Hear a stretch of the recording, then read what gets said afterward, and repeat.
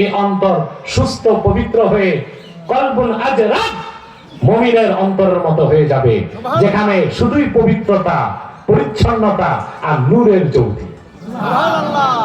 তখন কোরআনের বিধান শুনলেই মেনে নিব, হাদিসের বিধান মেনে নিব। আল্লাহর জিকির মানি, আল্লাহর বিধান যখন উচ্চারিত হবে, ওই বিনয়ী অন্তর আল্লাহর হুকুম মানার জন্য বিগলিত হয়ে যাবে।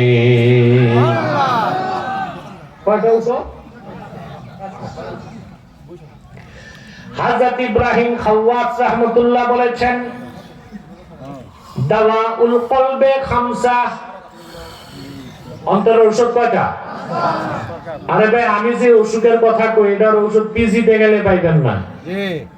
নাকি পিজিতে? না। গরিপুরে? না। কুমিল্লা মেডিকেল? না। সিঙ্গাপুরের মাউন্টেনে যাবে? না। ওরা এই রোগ চিনে না, ওদের নিজেদেরই এই রোগ আছে।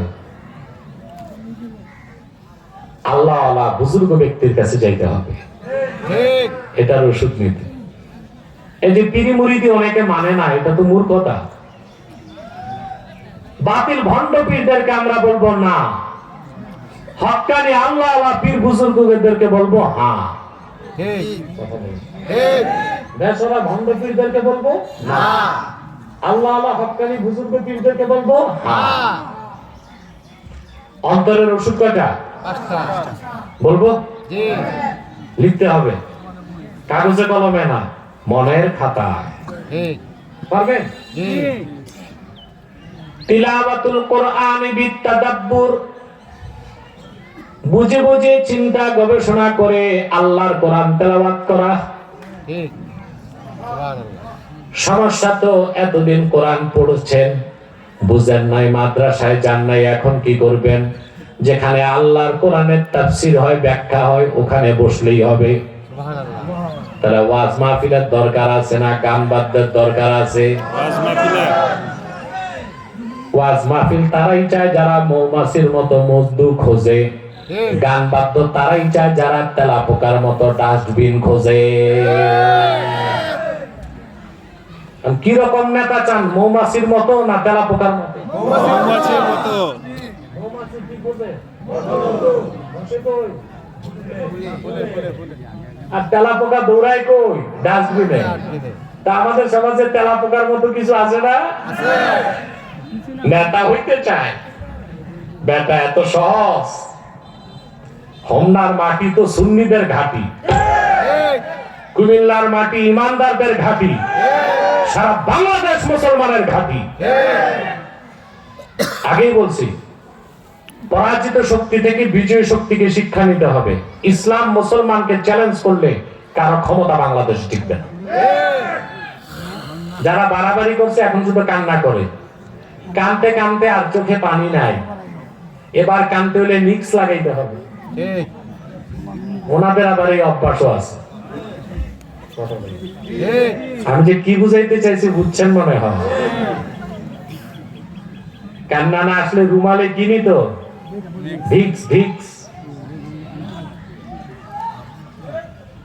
আল্লাহ করিম। কয়টা ঔষধ? অন্তরের বিমার দূর করতে কয়টা ঔষধ? প্রথম হচ্ছে চিন্তা ভাবনা করে কোরআন তেলাওয়াত। 2 নাম্বার হচ্ছে খালাউল বাতন, পানাহার কম করে অধিক সময় পেট খালি রাখা। সুবহানাল্লাহ। আমরা কিন্তু কম খাই না, বেশি খাই, তবে নিজের বাড়িতে না, দাওয়াত খেতে গেলে। আজকে দাওয়াত কে আর দাওয়াত আছে ভাই? 15 বছর আমরা দেখছি ডিবির হারুনের ভাতের হোটেল, আর আমি দেখি বাংলাদেশের সব বিয়ে বাড়ি এক একটা ভাতের হোটেল।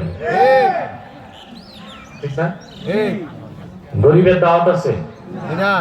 দাওয়াত সব বড় লোকের, চেয়ারম্যান, মেম্বার, ধনী, শিল্পপতি, পয়সা। দাওয়াত যারা পায় সকালে আর নাস্তা করে না, পোষাইতে হবে না।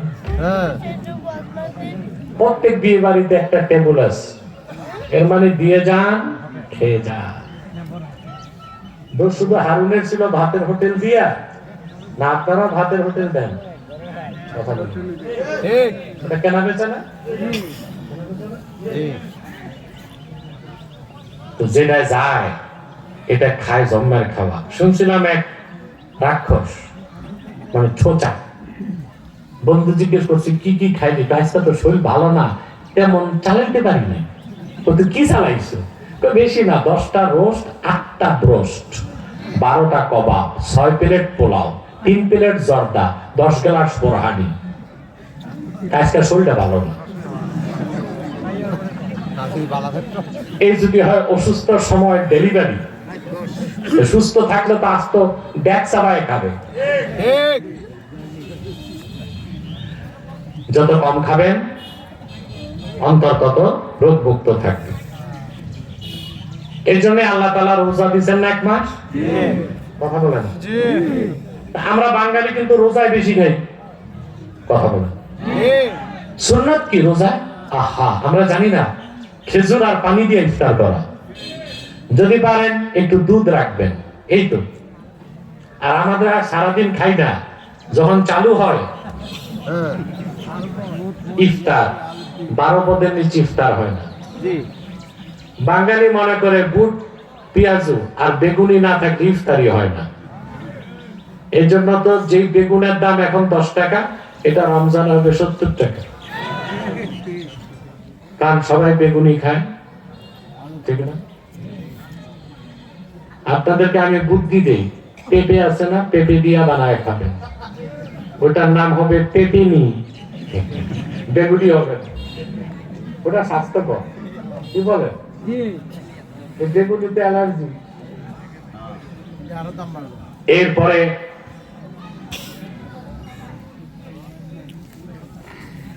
এরপরে মাগরিবের পর আবার খাওয়া শুরু হয় তারাবি পর্যন্ত।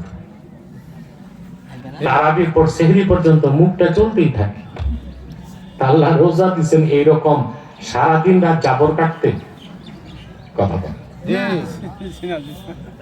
2 নাম্বার হচ্ছে খালাউল বাতন, পেট খালি রাখা।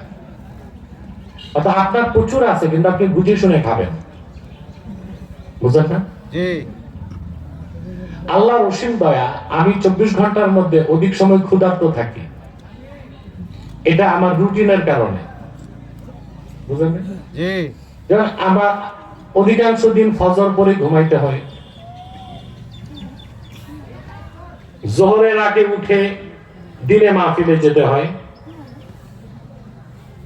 যেমন আজকে এসেছি চা নাস্তা করে, এখানে নামার পর যদি খেতে বসতাম, আমার টাইমই আছে হাতে 1.5 থেকে 2.5 ঘন্টা, 40 মিনিট চলে যেত খেতে।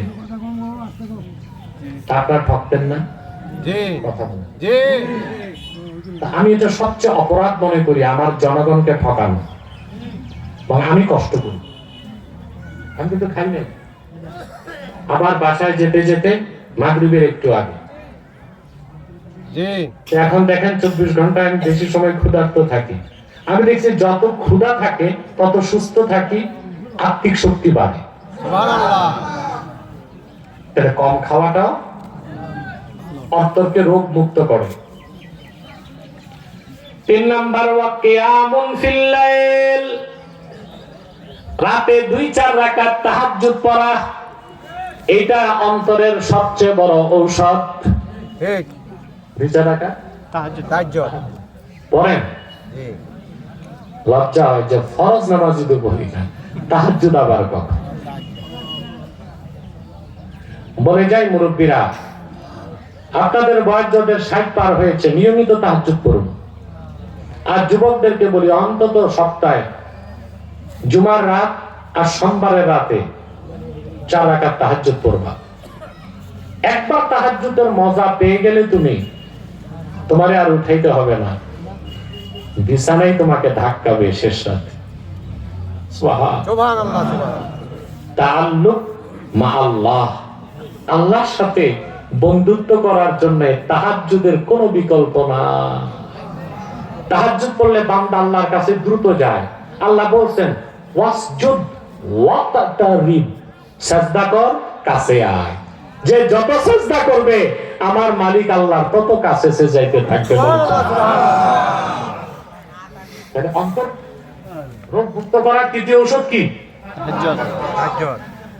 4 নাম্বার হচ্ছে ওয়াত তাদাররু ইনদা সাহার, শেষ রাতে ইয়তীম ও কাঙ্গাল ভিক্ষুকের মতো দুই হাত তুলে আমার আল্লাহর কাছে মুনাজাত করে গুনাহ মাফের দোয়া চাইতে হবে। কান্না আসবে না, কান্নার ভান করতে হবে। আসামি অপরাধীর মতো আল্লাহর সামনে আত্মসমর্পণ করতে হবে। আল্লাহ তুমি মাফ করে দাও, আমি তোমার বান্দা হবার উপযুক্ত না, তুমি বান্দা বানাইছো। তোমার জাহান্নামের শাস্তি গ্রহণ করার ক্ষমতা আমাকে দাও নাই, আমাকে তুমি মাফ করে দাও। তাদাররুক ইনদা সাহাব, শেষ রাতে রোনা জারি করা। অন্তররোগ মুক্ত করার পঞ্চম ঔষধ মুজালাসাতুস সালিহিন, নেককার আল্লাহওয়ালা বুজুর্গদের মজলিসে বসা। বলেন সুবহানাল্লাহ। হক্কানি পীরের কাছে গেলে ফায়দা আছে না নাই? আল্লাহওয়ালা বুজুর্গ আলেম বা পীরের সামনে বসে থাকলে চুপচাপ অন্তর পবিত্র হইতে থাকে। কয়টা ঔষধ? আবার পিছনে যান। অন্তর কয় প্রকার? চারটা। প্রথম হচ্ছে কলবুন আজরাত, যেই মুমিন বান্দার কলবটা পুরা পবিত্র হয়ে ঈমানের নূরে ভরে গেছে, ওই রকম কলব যাদের, তাদের কথাই আল্লাহ বলেছেন ইন্নামাল মুমিনুনাল্লাযীনা ইযা যুকিরাল্লাহু ওয়াজিলাত কুলুবুহুম। প্রকৃত মুমিন তো তারাই যাদের সামনে আল্লাহর জিকির বা বিধিবিধান উচ্চারিত হলে তাদের অন্তরগুলো আল্লাহর ভয়তে নরম হয়ে যায়, আল্লাহর হুকুম মানার জন্য প্রস্তুত হয়ে যায়। আমরা হৃদয়টা ওইরকম করব, এটা প্রথম বৈশিষ্ট্য খাঁটি মুমিনের। আল্লাহর হুকুম শুনলেই মেনে নেয়। সুবহানাল্লাহ। 2 নাম্বার, وَإِذَا تُلِيَتْ عَلَيْهِمْ آيَاتُهُ زَادَتْهُمْ إِيمَانًا। আর তাদের সামনে যখন আল্লাহর কোরআনের তেলাওয়াত হয়, সেই তেলাওয়াত তাদের ঈমানকে বহু বহু গুণ বাড়ায় দেয়। তা কোরআনের আয়াত প্রমাণ দিচ্ছে ঈমান বাড়ে।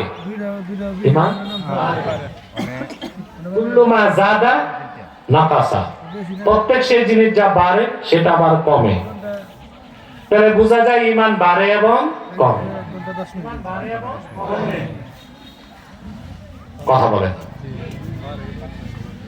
এখন এখানে একটা বিষয় আছে, আমাদের আবু হানিফা রাহমাতুল্লাহ, নাম শুনছেন না? ইমাম আবু হানিফা কত বড় আলেম জানেন? আমাদের দেশে কিছু লামাযহাবী বের হয়েছে, দাবি করে আহলে হাদিস। আহলে হাদিস এগুলো আহলে হদস আছে না? আহলে হাদিস মাযহাব মানে না, বলে আমরা হাদিস মোতাবেক চলি। জীবনও মাদ্রাসার বারান্দায় যায় নাই, আন্ডা ব্যাপারী, শুটকি ব্যাপারী,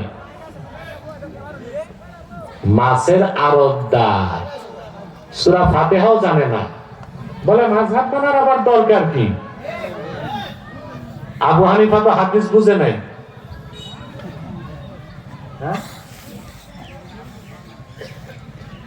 আল্লাহর পবিত্র সত্তার কসম, এই যে যাদের আহলে হাদিস বলেন সমাজে, এরা আহলে হাদিস না, এরা লামাযহাবী, বাতিল ফেরকা, আর এরাই 100% ওয়াহাবী। আপনার বাঙালি কিন্তু ওয়াহাবী আর সুন্নি চিনেন না। ওয়াহাবী সুন্নি চিনেন না?